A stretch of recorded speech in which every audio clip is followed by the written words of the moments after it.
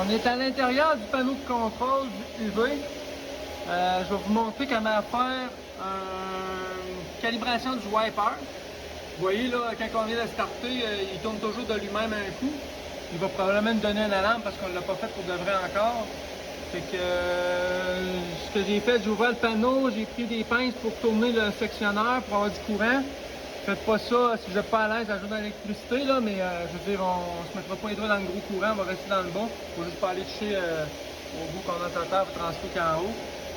Je prends pour acquis que si vous avez ouvert ça, c'est parce que vous savez ce que vous faites et vous êtes game d'aller jouer dedans. Fait que le wiper, le bug est ici. Puis le wiper, comme j'ai expliqué tantôt, c'est lui qui vient comme tout nettoyer. C'est une vis sans fin. On voit le moteur qui tourne en ce moment. Il vient comme nettoyer la vitre qui tient la lumière. C'est comme un O-ring, si on veut, là, en caoutchouc qui fait le tour comme ça des deux lumières. Fait que nous, ce qu'il faut faire, c'est que physiquement, la manière que c'est conçu, il n'y a pas de limit switch pour lui dire d'arrêter. Il y a un encodeur avec le petit step moteur. Fait que ce qu'il faut faire, c'est qu'il faut lui dire, lui, il détecte une montée de courant. Puis quand il arrive au bout, il arrête. Mais avant de se rendre au bout pour forcer à chaque fois, puis de risquer d'endommager quelque chose, il va compter son nombre de pas pour savoir où est-ce qu'il est rendu.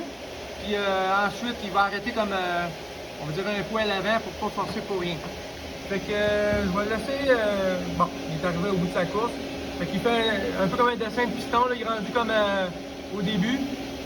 S'il serait à l'opposé, on aurait la barre verticale, là, elle serait sur l'autre côté. Fait que là, on va faire la calibration. Pour faire ça, on a les switches qui est ici. Fait que le on-off, lui, on va toujours le laisser à on, là, à moins qu'on veuille vraiment arrêter le wiper. On laisse ça à on. On a 4 dip switches ici. Les 3 premières servent à déterminer si on veut faire un lavement de wiper aux 6 heures, aux 12 heures ou bien aux 24 heures. C'est une combinaison des deux premières dip switches. Puis la troisième sert à si on veut faire un aller seulement ou un aller-retour à chaque fois qu'on fait un lavement de même. Fait que par défaut, je pense que c'est 24 heures que ça donne. Ça, de toute façon, dans le manuel qui vient avec, c'est indiqué clairement qu'est-ce qui sert à quoi. Puis les étapes aussi, là je suis en train de vous montrer une vidéo parce que des fois on est plus visuel, là, mais toutes ces étapes-là sont inscrites dans le manuel également. On a le bouton qui sert à démarrer le chariot, puis elle va toujours être dans le milieu en temps normal, mais quand on va calibrer, on a un in et on a un out. Fait qu'on va aller détecter l'extrémité in puis l'extrémité out. Fait que pour me mettre en mode calibration, c'est la 4e dip switch qu'il y a là. Fait que je vais aller la tasser avec mon tournevis. Changer de main, la mauvaise main, et voilà. Donc on voit là, il y a un 5 qui s'est écrit. Fait que, je sais pas, je peux aller in ou out. Je vais aller out en premier, tiens. J'appuie dessus. Fait qu'on voit que ça tourne. Je vais couper la vidéo parce que ça peut durer 2 minutes, juste ça, là, 1 minute facile. Ça va être trop long pour rien. On va revenir quand il va être rendu au bout, ok?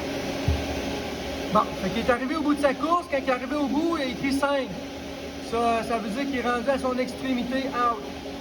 Fait qu'on va aller le mettre à l'opposition. Fait qu'on va sentir une coche. Là, je suis dans le milieu.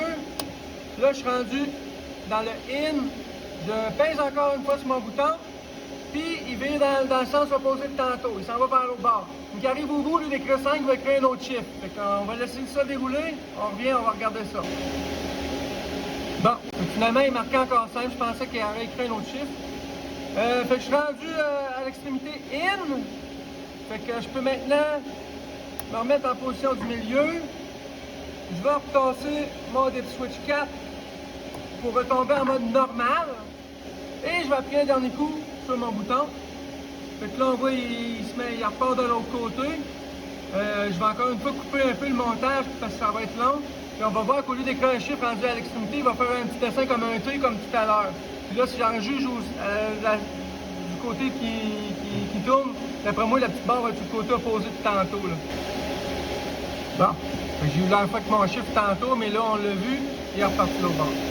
Bon, désolé, j'ai recoupé mon vidéo parce que j'avais oublié qu'il allait faire un aller-retour. Fait qu'il a tourné d'un bord, après il a tourné de l'autre bord, puis il s'est arrêté en cette position-là.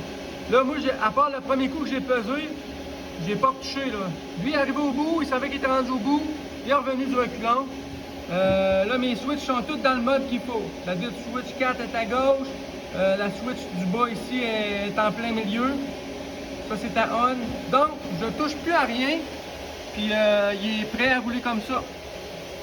La seule fois qu'il reste à faire, ça va être de regarder à l'écran. Là, on a une alarme. On va aller à la page des alarmes. On va aller effacer mon alarme de wiper.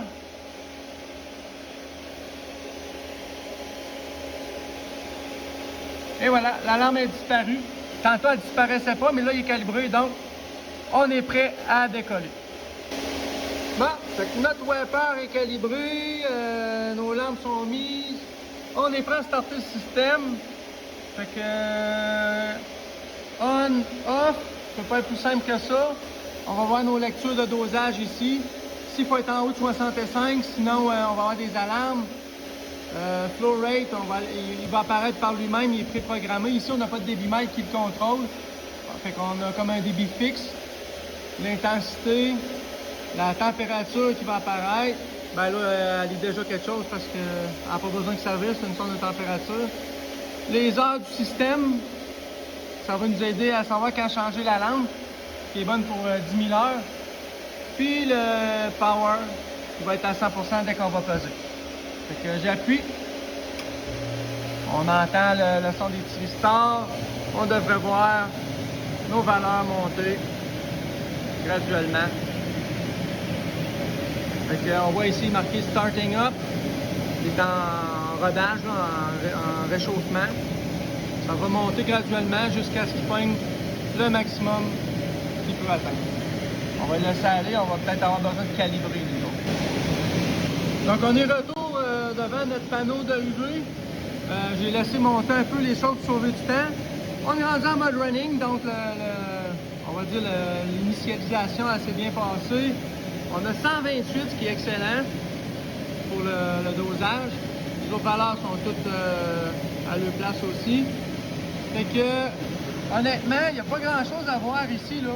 La petite maison vous dit que c'est le panneau principal. On et off. Si vous voulez l'arrêter, vous l'arrêtez par le rouge, vous pouvez la repartir. La page des alarmes, s'il y a une alarme, ça va s'allumer en jaune ici ou en rouge, dépendamment de la gravité. Jaune, c'est un avertissement, il va continuer de fonctionner, mais il va vous dire, ah, il y a un petit problème qui s'en vient ou j'ai détecté une petite faille. Ça va s'écrire ici. On les reset. Puis si l'alarme revient, ben là, ça veut dire qu'on a quelque chose de plus critique pour intervenir.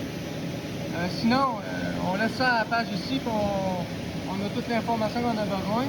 On peut voir la page des lumières, ça sert à voir chaque lumière individuelle. Si j'appuie dessus, je suis capable de voir qu'elle tire 6,4 ampères.